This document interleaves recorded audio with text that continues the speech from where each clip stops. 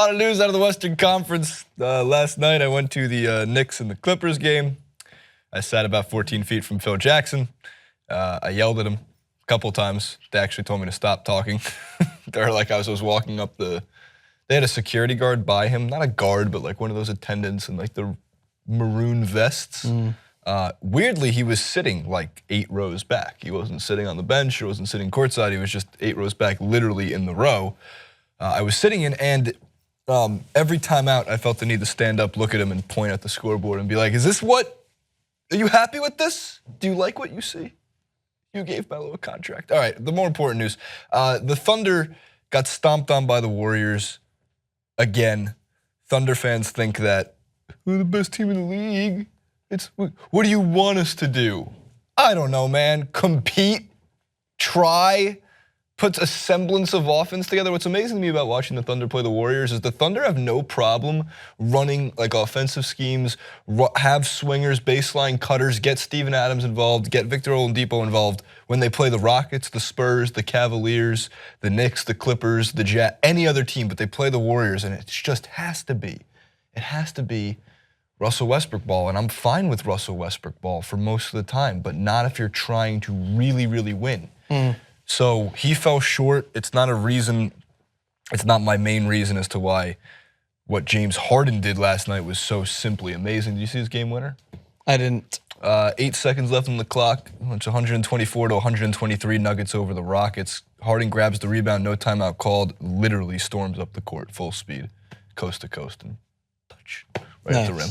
Nice. For the win. I also think there could be a point to be made about Golden State Warriors just seem to really up their game against the OKC. And I feel like, yeah, their game is always at that level. I agree with that too. But I genuinely think there's some sort of form of unification as to, all right, we took their best player and by golly gosh, did he face some backlash for it? And we faced some backlash for it. So this is where I kind of go against the idea that players are so professional and they blank out everything that's going on. I don't technically agree with that. I think they're well aware of how much scrutiny they came under after taking arguably one of the top 5 best players in the league and added them to their already stacked arsenal. Already best team in the league, and I think that what happens is I think they're like, all right, let's go out and prove a point. Let's prove a point that this is even though Kevin Durant, of course, missing out at the moment, but I think that they're out there to prove a point every time they play against OKC because it's consistently blown out. Yeah, they're able to overcome anything that OKC throws at them relatively easily, and I think that it is part of maybe they're just having a little pep talk with Kevin Durant beforehand and being like, you know what, I'm gonna go out there and show them, Kev. Yeah, that was my takeaway, like from the second game of the series between them two. I think we have one graphic for this. It's just it's C5. Before we get into the standings too, it's the more Thunder, safer than C4. much safer than C4, but a little more powerful. We don't know. It could be more powerful. Someone could be creating C5 right now. Too much Call of Duty. So if we get that, you'll see that going into this game, the average margin of victory for the 3 games in the regular season between the Thunder and the Warriors was 21 points. 21 points. I promise you, the spread's never even been close to that big. Yeah. So if you've been fading the Warriors fading the Thunder every single time, you've been making money. And the last night's game was another, at one point they were up 30. I was watching just before the Clippers, and I mean, look, it looks like Steph Curry looks more comfortable. It's also really funny how Steph Curry has 2 straight really good games, and a lot of people stop talking. Just at least triple down on it now that you don't believe Steph Curry is what the potential he's going to hit, or just say it. Just say it. Okay, maybe we awoke a sleeping giant. It's not the worst thing in the world to admit when you're wrong, analyst. It's fine. I do it all the time. But granted, if I had the Skip Bayless following, I'm sure You're never wrong. I would just scream at people. You're never wrong. You're just alternatively right. I think I was saying right before the show, I think that the Warriors have grown more arrogant in their ways.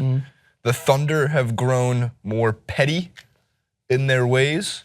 And this was a little absurd, though. Like, if you're a Warriors fan, it's tough to back this one up. The Warriors were, quote, furious and bewildered how the Thunder treated Kevin Durant's return to the city.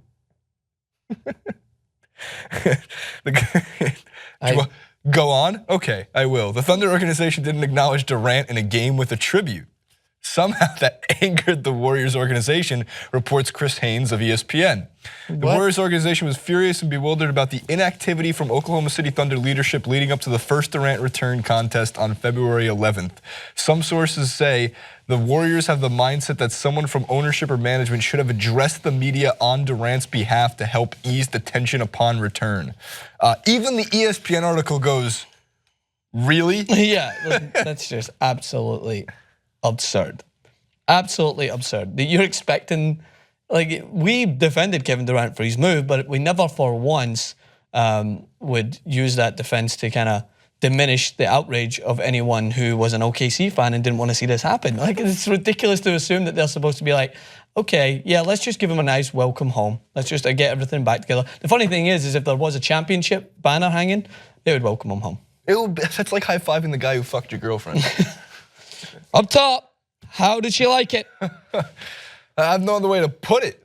And by the way, the funny part is Royce Young tweeted out that I spoke with Sam Presti and tweeted out this quote and included in a story I wrote leading up to the game, because his whole point was, first off, the Thunder did have someone from management say that, but obviously not. People weren't paying attention to that specific matter.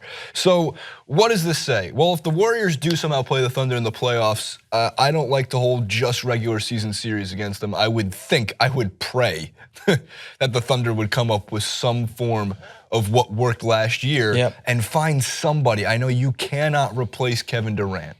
You can't. I understand that. But find someone who could play a wing role. Just give Roberson 12 shots, make 8 of them from 3, and if he could knock down half of them, get to a 15-point mark and just play that role. The only issue is Kevin Durant's on the other side of the court and two-way playing. So you lost to Kevin Durant and they gained to Kevin Durant, and I don't know. I mean, look, man, anybody who really thinks the Warriors are still not the favorite to win the West is insane to me. And if they don't win the West, well, guess what? Favorites fall all the time. Yeah, very true. Any more hot takes? No, really. I still want my vote. Still Russell Westbrook for MVP. Just saying.